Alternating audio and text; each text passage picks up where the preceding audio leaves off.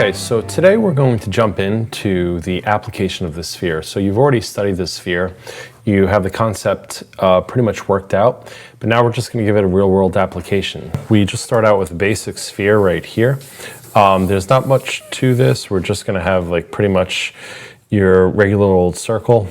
And as I make this shape, what I want to keep in mind is I want to leave a little bit of room on the side in case I have a cast shadow coming off over here.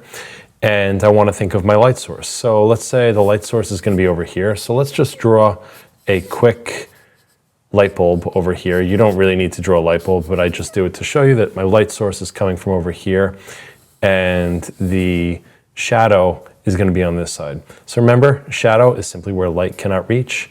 Light's coming from here. The light cannot reach over here, so this is going to be in shadow. So what I'll do now is I'll start to strengthen the external contour of my shape. So you might ask, okay, well, what is it that we're actually going to draw? Obviously, with a spherical image, it could be an infinite number of objects. It doesn't really, you don't really need to do specifically what I'm doing in this video, but you could take it over into another direction. So you could be drawing an orange, you could be drawing a basketball, you could be drawing a beach ball. I am drawing today a beach ball because I'd like to keep it simple. I did have the thought of drawing a human eyeball, but then that seemed to gross out someone who I ran it by. So I am going to be drawing a beach ball for you today. So I've put a little circular thing up here. That's where all the joints are going to meet. We'll get back to that in a little bit. I'm drawing my shadow shape right over here. And then I'm drawing a cast shadow coming off of the beach ball. So the cast shadow will be like roughly thereabouts right there. Okay, so light coming from this direction, shadow shape, cast shadow. And then I'm going to jump over to the whole idea of pencil gradations. This is a pretty dark pencil right here. You might ask what the metal thing is. Sometimes people ask me that. The metal thing is simply put, it is just to extend the pencil because the pencil is so short. And this is a way that I just save pinch pennies. So I'm going to use this dark pencil. It's a 5B. This is a B. This is a hard pencil, so it's a much lighter pencil. So I'm going to be using the hard pencil for the delicate shading areas, the mid-range pencil, the B, for the basically like outer contour, and the halftones and, jumping back and forth. This will be for the densest, darkest areas. So I'm going to jump in and I'm going to draw some of the ribs on the beach ball here. So the ribs follow the shape of the outermost contour. We could do, a lesson on how to run lines over the form of a surface, of a spherical surface, but suffice to say, I'm just going to be putting these in quickly.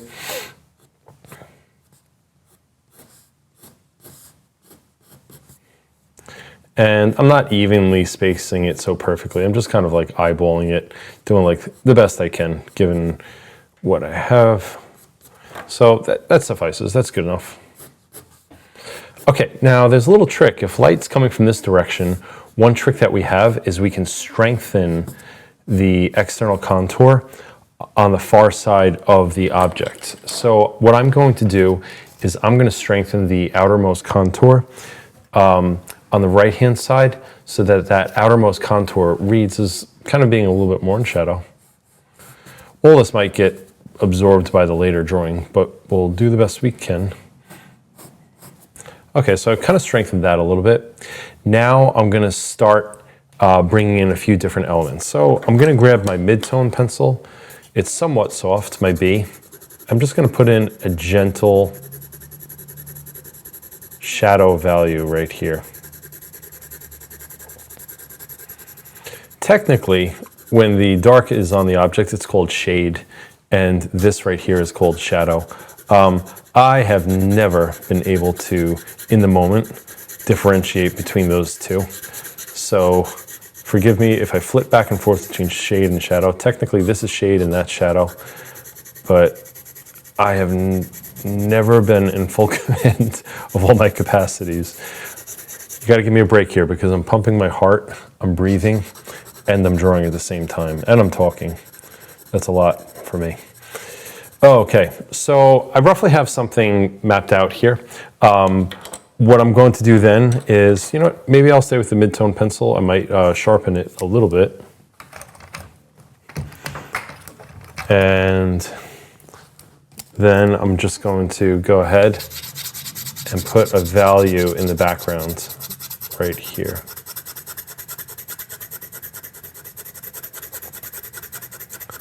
So that value in the background, that is my dark on light, light on dark. So this foil right here, the dark, pops the light off, and I'm gonna leave over here kind of light. Like you don't have to leave it like purely light, but I'm gonna leave it kind of light, because if I leave this kind of light, then I can go really strong and dark over here. But over here, you know what, I probably will get pretty dark because I wanna really pop that light off. So I might even switch over to my softer pencil, so a 5B. And this is where we're starting to introduce gradations. Now, if I wanted to get this effect with just one pencil, I could. I would just be pushing really hard. But in short, I like to think of pencils as almost being like piano keys, where if you want to get that rich, deep, dark note, I can effortlessly get it by just using this 5B right here. So I'm just going to move this down a little bit. And I'm going to keep pushing that value. So you see how this is like kind of like emerging off. Now I'm going to get closer to the beach ball, and I'm going to darken it even a little bit more up against the beach ball.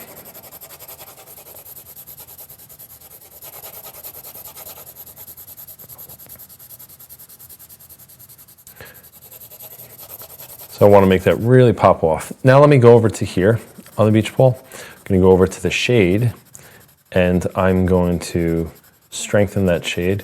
If I was doing a 45-minute drawing, I would be, careful. I'd be like watching like the direction of my hatch marks, but this is a quick demo, so I'm just going to use my finger. There is value to quick studies. Sometimes we can think, as we study drawing and painting, that everything has to be highly rendered. But what do you do if a cat is stretching in the sun beneath a window and you only have that cat there for a few moments? You draw fast. And so drawing fast is actually a really good practice. It doesn't mean that every drawing has to be fast, but not every drawing has to be slow and highly rendered. Okay, so I have here my dark the background, external contour. Now I need to put in a gentle halftone right here, because if you remember from the sphere lesson, there's a gentle halftone before the highlight. The highlight's right here. Then I have another gentle halftone right here before we get to the shadow. So again, I'm not at all being specific with these things. I'm using my fingers a ton.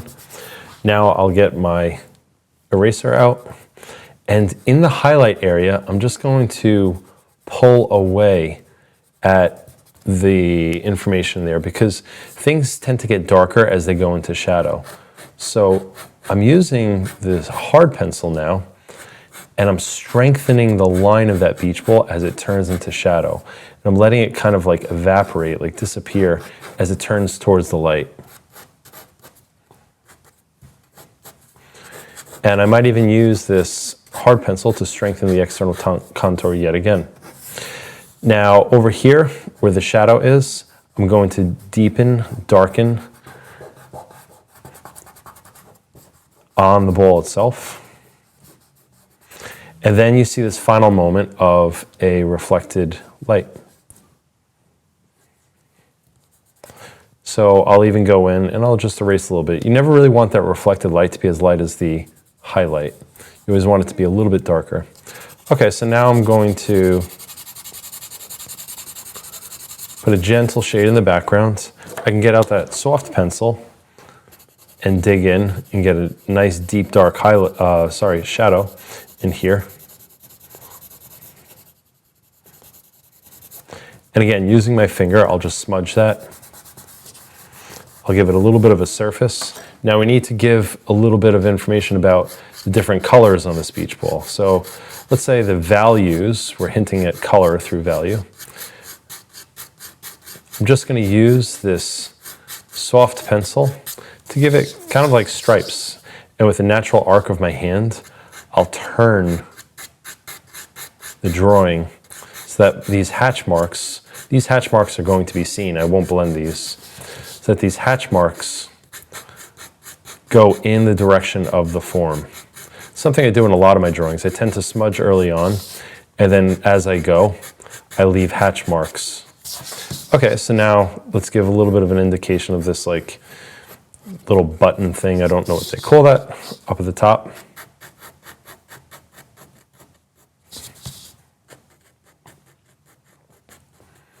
And with that, I more or less have the striations that might be seen on the surface of something that is spherical. This goes for a basketball. This goes for many things. I'll turn it one more time.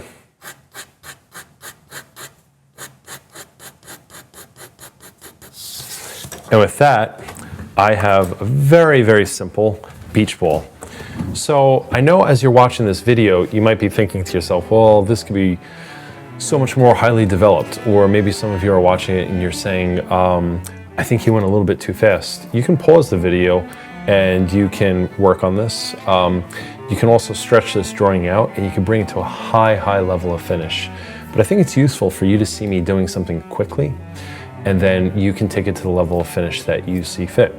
So with that, thank you so much for tuning in to the application of the sphere to a real world object, this being a beach ball, and I look forward to our next lessons.